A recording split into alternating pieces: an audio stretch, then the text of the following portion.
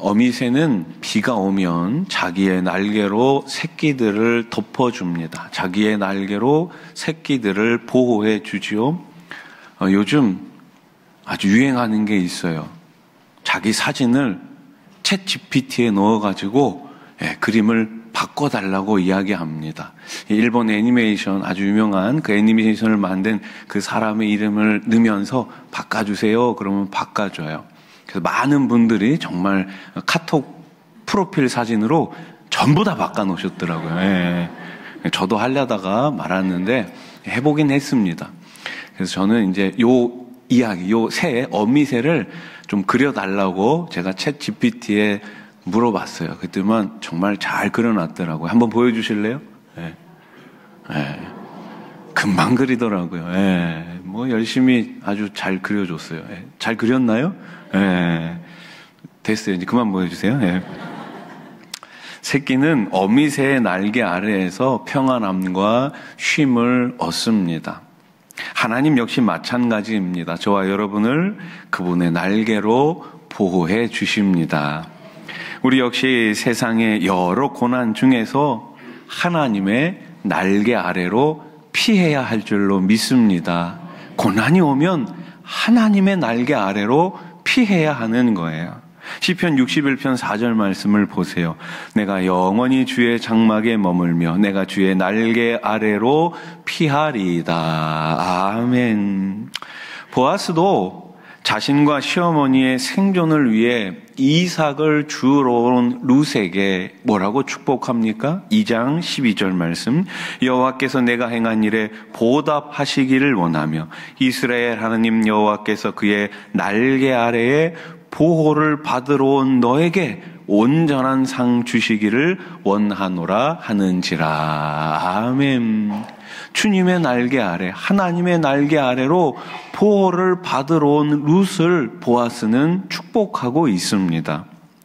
룻이 보아스를 만난 거 정말 꿈과 같은 일이죠. 룻의 인생의 빛이 정면으로 다가오는 순간입니다. 인생 역전의 순간이 바로 눈앞에까지 다가오는 거예요. 하지만 인생의 역전은 그렇게 쉽게 일어나지 않습니다. 사람들은 역전을 갈망하지만 역전은 가까이 오는 듯 하면서도 멀리 사라져 버리죠. 역전은 우리의 노력만으로 되지 않습니다. 역전이 일어나려면, 우리의 인생의 변화가 일어나려면 결국 하나님이 개입하셔야 합니다. 한번 따라해 보십시오. 하나님이 개입하셔야 합니다. 개입하셔야 합니다. 그렇습니다. 우리의 삶 가운데 우리 하나님께서 개입하실 때 우리의 인생의 역전이 일어날 수 있는 거예요. 하나님은 지금도 자신의 날개를 펴서 자신의 백성을 보호해 주십니다. 하나님의 날개 아래 머물 때 우리 인생의 참된 회복과 안식, 구원이 시작되죠. 그러면 하나님의 날개 아래에서 우리가 기억해야 하는 것은 무엇일까요? 하나님의 날개 아래에서 우리는 때를 기다려야 합니다. 그러면 그 때를 기다리는데 어떻게 기다려야 할까요? 첫째로 잠잠히 기다려야 합니다. 룻기 3장 17절, 오늘 본문 17절 말씀을 한 번 더 읽어봅시다. 같이 읽겠습니다. 시작. 이르되 그가 내게 이 보리를 6번 되어주며 이르기를 빈손으로 내 시어머니에게 가지 말라 하더이다 하니라. 아멘. 보아스는 룻을 빈손으로 돌려보내지 않았습니다. 빈손으로 내 시어머니에게 가지 말라. 참 멋진 말 아닙니까? 빈손은 사실 이 나오미의 인생을 상징하는 말이에요. 모압에서 베들레헴으로 돌아온 나오미가 이웃들에게 자신을 뭐라고 소개합니까? 자, 룻기 1장 21절 말씀을 보세요. 나는 가득 찬 채로 이곳을 떠났습니다. 그러나 주님께서는 나를 텅 비어서 빈손으로 돌아오게 하셨습니다. 아멘. 그렇죠. 나오미는 가득 채워진 상태로 베들레헴에서 모압으로 갔어요. 그런데 그곳에 가서 더 채워질 줄 알았는데, 더 잘 될 줄 알았는데, 있는 모든 것들을 다 잃어버리고 다시금 베들레헴으로 돌아왔을 때는 자신의 인생에 빈손, 텅 비어 있었을 뿐입니다. 보아스는 이들의 처지를 잘 알기에 겉옷을 펴게 해서 보리를 데워줍니다. 덜어줍니다. 몇 번이요? 6번이나 데워줘요. 상당히 많은 양이었을 거예요. 그렇습니다.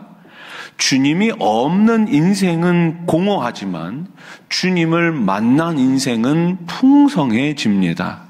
베드로가 주님을 처음 만났을 때 예수님께 한 말이 무엇입니까? 밤이 새도록 수고하였으되 잡은 것이 없습니다. 수고했는데 얻은 것이 없다면 공허하지요. 열심히 일했는데 남는 것이 없다면 얼마나 공허하겠습니까? 그러나 주님 말씀에 의지하고 순종하면 우리 주님께서 하늘의 귀한 것으로, 하늘의 신령한 것으로 저와 여러분들을 채워주심을 믿으시기 바랍니다. 예수님께서 이 땅에 오신 이유는 분명합니다. 요한복음 10장 10절 말씀 같이 읽어볼까요? 시작.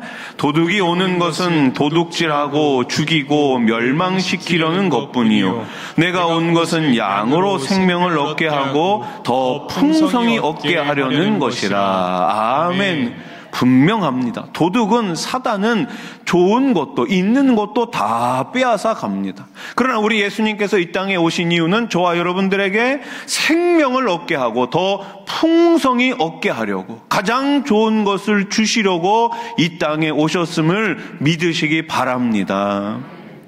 우리는 여기서 한 가지를 더 기억해야 합니다. 하나님이 우리를 빈손이 되게 하셨다면, 하나님께서 나로 빈손이 되게 하셨다면 이제 앞으로 채워주실 분도 하나님이라는 거예요. 하나님이라는 거예요. 호세아 6장 1절 말씀을 보세요. 오라 우리가 여호와께로 돌아가자. 여호와께서 우리를 찢으셨으나 도로 낫게 하실 것이요 우리를 치셨으나 싸매어 주실 것임이라. 아멘. 하나님께서 찢으셨지만 도로 낫게 하시는 분도 하나님이시고, 하나님께서 치셨지만 도로 싸매어 주시는 분도 하나님이심을 믿으시기 바랍니다. 결국 우리의 인생 가운데 많은 것들이 다 사라졌다고 해도 여러분 염려하지 마십시오. 하나님께서 다시 채워주실 것입니다. 우리는 룻기를 통해 하나님은 다양한 방법으로 우리의 빈손을 채워주신다는 사실을 배우게 됩니다. 내가 원하는 방법이 아니더라도 하나님께서는 다양한 방법으로 우리의 삶을 계속해서 채워주십니다. 룻기는 기근으로 시작하지요. 흉년으로 시작합니다. 인생의 가장 큰 위협은 어떤 위협이에요? 생존의 위협이죠. 생존에서 가장 중요한 것이 무엇입니까? 먹을 양식이에요. 양식. 이 때문에 엘리멜렉 가족은 모압으로 이주했다가 말할 수 없는 고난을 당했습니다. 그렇게 빈손으로 돌아온 나오미에게 보아스가 곡식을 풍성하게 공급하고 있어요. 그리고 이제 그 가문도 보아스를 통해 풍성하게 채워질 것입니다. 옛날에는 등록금을 내지 못하는 학생들이 많이 있었어요. 요즘이야 이제 무상 교육 그래가지고 학교 다닐 때 돈을 내지 않습니다. 그러나 예전에는 학교를 다니기 위해서는 돈을 내야 했어요. 선생님이 칠판에 등록금을 내지 않은 아이들의 친구들의 이름을 적어놨어요. 지금 생각해보면 참 잔인합니다. 그렇죠? 네. 여러분, 등록금을 내면 그 이름이 지워지는데 만약에 끝까지 내지 않으면 끝까지 그 칠판에 그 친구의 이름이 적혀 있습니다. 그래도 그 가난한 세월이 흘러 오늘날 우리는 풍족한 세상에 살고 있습니다. 그 힘들고 어려웠던 여정 속에서 우리 하나님은 우리를 먹이시고 입혀주셨습니다. 6.25 전쟁 이후에 세계에서 가장 가난한 나라가 지금은 가장 잘 사는 나라가 되었습니다. 세계 역사상 원조를 받는 나라가, 원조를 하는 나라가 되기까지 가장 짧은 시간이 걸린 나라가 우리 대한민국입니다. 원조를 받아야지만 살 수 있었어요. 아마 60, 70 되신 분들은 예전에 참 힘들고 어렵게 그런 삶을 지내오시지 않으셨습니까? 그런데 지금은 우리나라가 다른 나라에 원조를 주는 나라, 원조를 하는 나라가 되었습니다. 이 모든 것이 다 하나님의 은혜인 줄로 믿습니다. 이제 우리도 누군가에게 이 도움의 손길을 내밀어야 하지 않겠습니까?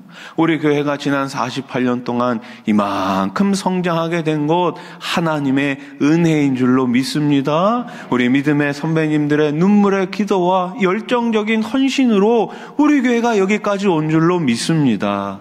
교회는 커지는 게 목적이 아니에요. 교회는 예배당이 커지고 숫자가 많아지는 게 목적이 아니에요. 교회는 복음으로 이 세상을 변화시키는 것이 목적인 줄로 믿습니다. 그러니 교회는 계속해서 지난주에도 말씀드렸다시피 흘려 보내야 하는 거예요. 손을 내밀어야 하는 거예요. 어려운 사람들에게 우리의 손을 내밀어서 도움의 손길을 계속해서 우리가 가져가야 하지 않겠습니까? 복음의 손길, 사랑의 손길, 기쁨의 손길, 도움의 손길을 이 세상에 계속해서 내밀어야 할 줄로 믿습니다. 보아스가 룻의 겉옷에 이 보리를 담아주는 모습을 보면 소망이 생깁니다. 보리를 넉넉히 퍼주는 모습에서 생명의 풍성함을 느끼지요. 보아스가 나오미의 빈손에 채워주는 것은 단지 곡식만이 아니었습니다. 곧 이어질 결혼을 통해 주실 생명의 결실을 짐작하게 하죠. 이제 나오미의 빈손 인생이 거의 끝나가고 있습니다. 나오미는 지혜로운 여인이었어요. 아직 일이 성사되려면 시간이 좀 더 필요하다는 것을 알았습니다. 인내심을 가지고 기다려야 한다는 것도 알았어요. 그래서 룻더러 가만히 있으라고 충고하죠. 오늘 보면 18절 우리 세 번역으로 한번 같이 읽어봅시다. 시작. 그러자 시어머니가 일렀다. 얘야, 일이 어떻게 될지 확실해질 때까지 너는 가만히 기다리고 있거라. 아마 그 사람은 지금쯤 가만히 있지 않을 거다. 이 일을 마무리 짓는데 오늘을 넘기지는 않을 것이다. 아멘. 너는 가만히 어떻게 해요? 기다리고 있거라. 일이 성사되려면 적극적으로 밀어붙여야 할 때가 있습니다. 밀어붙여야 할 때가 있어요. 그렇죠. 빨리 일을 처리해야 되니까 신속하게 일을 처리해야 될 때가 있습니다. 그러나 반대로 조금 가만히 기다리면서 사태를 관망해야 할 때도 있어요. 우리는 이것을 완급 조절이라고 이야기합니다. 우리가 계속해서 힘을 낼 수는 없잖아요. 때로는 힘을 냈다가 때로는 쉬었다가 하면서 완급 조절을 해야 합니다. 분별력이 필요합니다. 견디는 인내가 필요합니다. 나오미가 신중하고 지혜로운 것처럼 보아스 역시 매우 사려 깊고 신중한 태도를 보인 사람이죠. 14절 말씀을 보세요. 룻은 새벽녘까지 그의 발치에 누워 있다가 서로 얼굴을 알아보기 어려운 이른 새벽에 일어났다. 이것은 보아스가 그 여인이 타작마당에 와서 있었다는 것을 남들이 알아서는 안 된다고 말하였기 때문이다. 아멘. 무슨 말이에요? 밤중에 룻이 보아스의 타작마당에 방문한 것이 사람들에게 알려지면 안 되는 거였어요. 아직 절차를 밟아 수습해야 할 일이 남아 있었기 때문입니다. 그래서 보아스가 그렇게 룻에게 이야기를 한 거예요. 하나님의 역사가 일어날 때 우리는 잠잠히 기다려야 합니다. 만일 룻이 보아스를 만난 뒤 마치 일이 다 성사된 것처럼 동네방네 떠들고 다니면 어떻게 됐겠습니까? 동네 사람들 구설수에 오르고 또 먼저 기업 물을 짜와 이 보아스가 갈등이 생기지 않았겠습니까? 나오미는 룻에게 네가 할 일은 다 끝났어. 더 이상 무엇을 하려고 하지 마라고 합니다. 이제는 하나님께 맡기고 가만히 기다려야 한다라고 이야기하는 것이죠. 하나님의 역사가 이루어질 때 우리가 할 일은 무엇입니까? 잠잠히 기다리는 것입니다. 예레미야가 3장 26절 말씀을 보세요. 사람이 여호와의 구원을 바라고 따라해 보십시오. 잠잠히 기다림이 좋도다. 기다림이 좋도다. 그래요. 잠잠히 기다리는 게 좋은 거예요. 시편 62편 1절 말씀도 보세요. 같이 읽어봅시다. 시작. 나의 영혼이 잠잠히 하나님만 바라며 나의 구원이 그에게서 나오는도다. 아멘. 잠잠히. 출애굽기를 보면 뒤로는 바로의 군대가, 앞에는 홍해가 이스라엘 백성들을 가로막고 있습니다. 백성들은 죽는다고 야단법석이에요. 절체절명의 순간이지요. 모세를 원망합니다. 우리를 인도하신 하나님을 원망합니다. 이때 모세가 당황해서 어쩔 줄 몰라 하는 이스라엘 백성에게 뭐라고 이야기합니까? 출애굽기 14장 13절 말씀. 모세가 백성에게 이르되 너희는 두려워하지 말고 가만히 서서 여호와께서 오늘 너희를 위하여 행하시는 구원을 보라. 너희가 오늘 본 애굽 사람을 영원히 다시 보지 아니하리라. 아멘. 무슨 말이에요? 우리가 할 일이 없다는 거예요. 두려워하는 것은 하나님을 믿지 않는 것입니다. 우왕좌왕하는 것은 하나님을 믿지 않는 것입니다. 안전부절하는 것은 하나님을 믿지 않는 것입니다. 하나님을 믿는 사람은 그 순간에도 가만히 잠잠히 그 하나님을 기다리는 것입니다. 사랑하는 성도 여러분, 하나님을 잠잠히 기다리시기 바랍니다. 우리는 예측 불허의 세상 속에 살고 있어요. 하나님의 날개 아래에서 하나님의 일하심을 기대하면서 믿음으로 잠잠히 인내하시며 승리하시기를 우리 예수님의 이름으로 축원합니다. 둘째로 우리는 평안히 기다려야 합니다. 한번 따라해 보실래요? 평안히 기다립시다. 여러분, 누가 하나님을 기다릴 수 있을까요? 어떤 사람이 하나님을 기다릴 수 있을까요? 하나님을 믿는 사람, 하나님을 신뢰하는 사람이 하나님을 기다릴 수 있습니다. 기다릴 때는 마음을 푹 놓고 평안히 기다리면 돼요.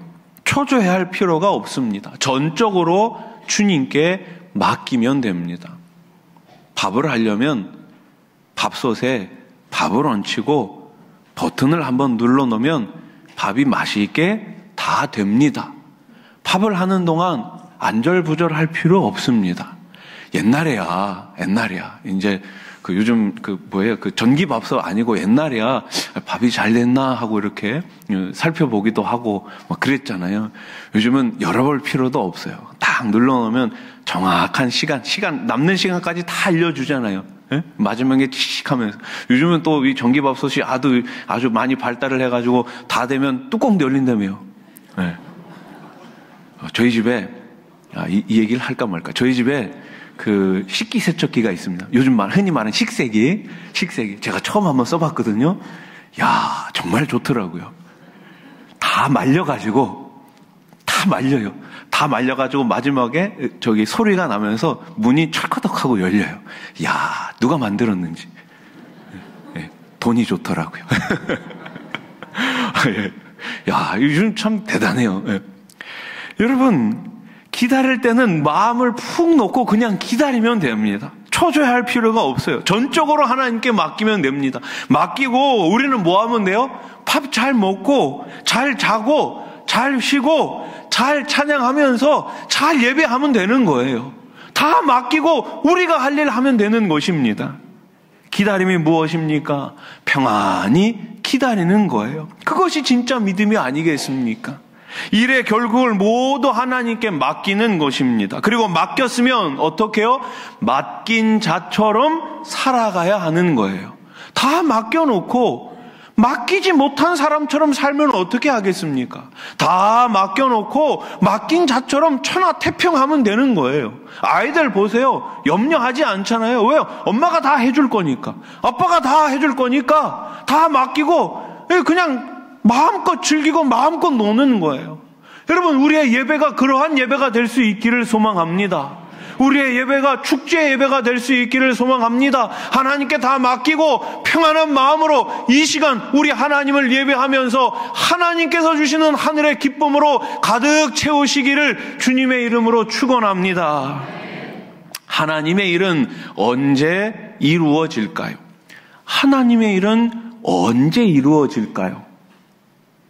답은 몰라요. 아십니까? 몰라요. 인간은 몰라요. 우리는 몰라요. 언제 하나님의 일이 성취될지 우리는 모른다니까요. 그런데 분명한 사실은 있어요. 하나님의 때는 하나님만이 아세요.